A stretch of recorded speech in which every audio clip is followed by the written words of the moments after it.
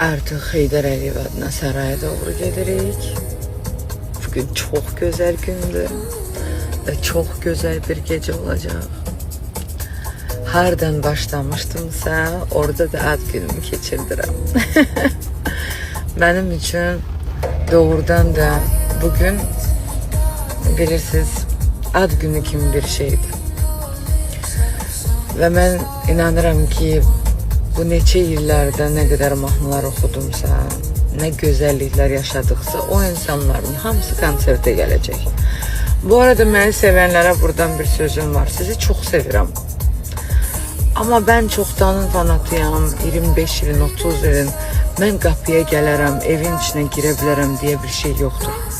İlk öncə məndən izin alacaqsınız, soruşacaqsınız. Mən müsaitəm, olarmı? Yoxsa səhər tezdən hamının qapıya yığılmağına. Fikrim odur ki, mənim əzizlərim, mənim ürəklərim, məni sevənlər.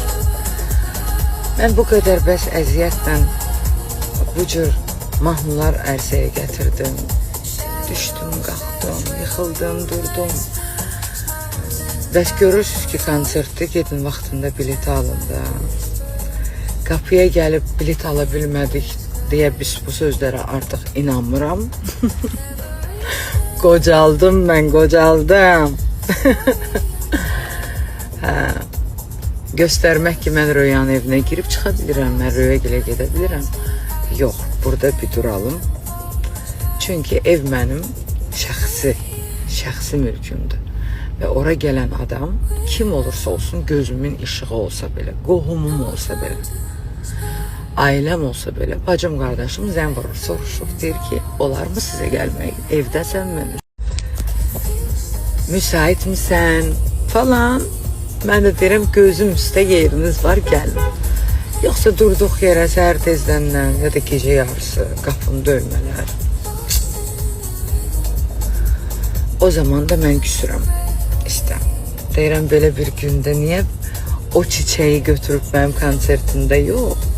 Bəs evimin içinə girmək istəyir. Sizi çox sevirəm. Bəzi hallarda da bax belə də sözümü deyirəm, yəni məndən küsməyin. Bu 2 günü əl-ələ verib möhtəşəm bir saatlar keçirəcəyik. İnşallah sonra da yolumuz konqresə doğrudur.